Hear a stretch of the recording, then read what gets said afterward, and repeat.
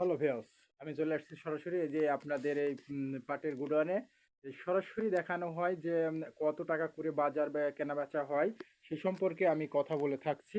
এই যে দেখেন এই যে পাট, এই যে এই পাটটা বিক্রয় হচ্ছে আজকে বাংলাদেশের যে সোনালী আঁশ পাট। আমি আজকে আসছি আপনাদের আপনাদের মাঝে যে আজকে আসছি কয়েকটা জেলার তথ্য দিয়ে থাকি। আজকে আবার চলে আসছি কুষ্টিয়া জেলার সর্বনিম্ন যেখানে পাট পাওয়া যায়, সর্বনিম্ন মানের পাট কুষ্টিয়া জেলায় পাওয়া যায়। এখানকার পাটের কোনো উন্নয়ন আমরা দেখতে পাইনি।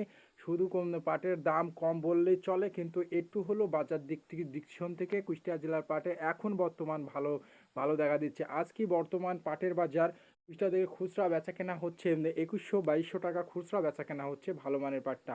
আর গাড়ি লোডের সংখ্যা একটু বেশি দেখা যাচ্ছে যে ভালো মানের এই যে এই পাটটা দেখেন, এই পাটটা 2350 টাকা পর্যন্ত গাড়ি লোড দিচ্ছে। এই পাটটা আজকে কুষ্টিয়া জেলার হিসনা এবং কুষ্টিয়া শহরে এবং হিসনার যে পাটগুলো আছে, যে যে ফরিদপুরের লেভেলের যে পাটগুলো, সে পাটগুলো একটু হলেও দাম ভালো।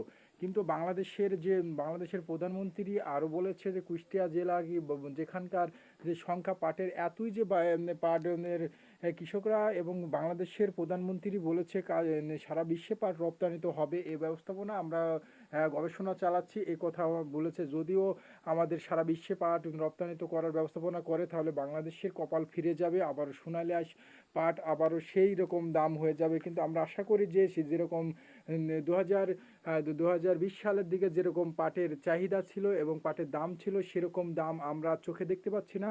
পাটের কিন্তু দাম নাই বললেই চলে। কুষ্টিয়া জেলার পাট কিন্তু এখনো একটু হলো বাজার এই কয়দিনে একটু উঠছে এবং পাট কেনা বেচা হচ্ছে, গাড়ি লোড হচ্ছে। এবং বাংলাদেশের কৃষক ভাইরা কি করছে দেখেন, পাট চাষি ভাইরা, তারা পাট না বললে চলে। কুষ্টিয়া জেলায় মাত্র 15% পাট দেখা দিচ্ছে। অন্যান্য ধনচার ফসল এবং সবজি এবং শুষা এবং রোদের তাপমাত্রা কারণে কোনো ফসলই ভালো বাড়াচ্ছে না, ডবল সেচ দেওয়া লাগছে এবং কি পাতা পুড়ে যাচ্ছে, এ কথা জানাচ্ছে সাধারণ কৃষকরা। আরও জানিয়েছে মাঠের অবস্থা খুবই খারাপ, তামা তামা হয়ে যাচ্ছে, দেশের অবস্থা অনেকটা খারাপ। বাংলাদেশের কুষ্টিয়া জেলা এবং বাদবাকি অন্যান্য জেলার তথ্যগুলো জানতে পারছি আমরা যে বাংলাদেশের অবস্থা খুবই খারাপ। কিন্তু ফসল যে অবস্থার ভিতরে আছে এগুলো জন্মাবে কিনা তা না, তামা তামা হয়ে যাচ্ছে এবং রোদের কারণে, বৃষ্টি নাই কারণে ফসলগুলো অনেকই দুর্বল হয়ে যাচ্ছে। বাংলাদেশের যে সাধারণ চাষি, পাট চাষি ভাইরা কুষ্টিয়া জেলার মাত্র 15% আমরা পাট দেখতে পাচ্ছি।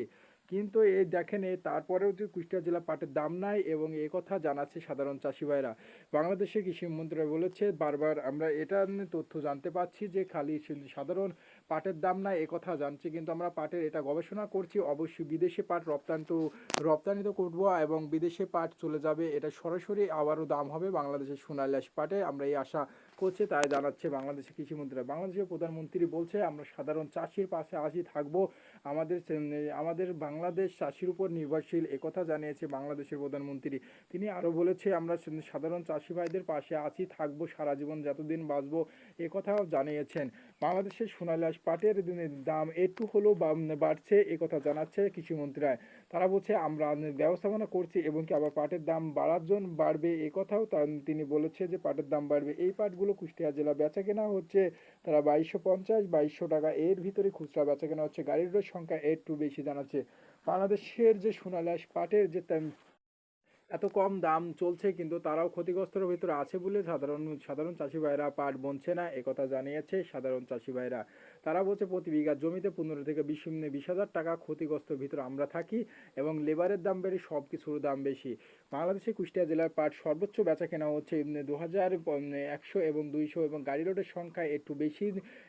আজকেও পাটের দাম 50 থেকে 100 টাকা বৃদ্ধি পেয়েছে, একথা আমরা জানিয়ে দিচ্ছি যে আজকেও 50 থেকে 100 টাকা বৃদ্ধি পেয়েছে বাংলাদেশের সোনালী আঁশ পাট।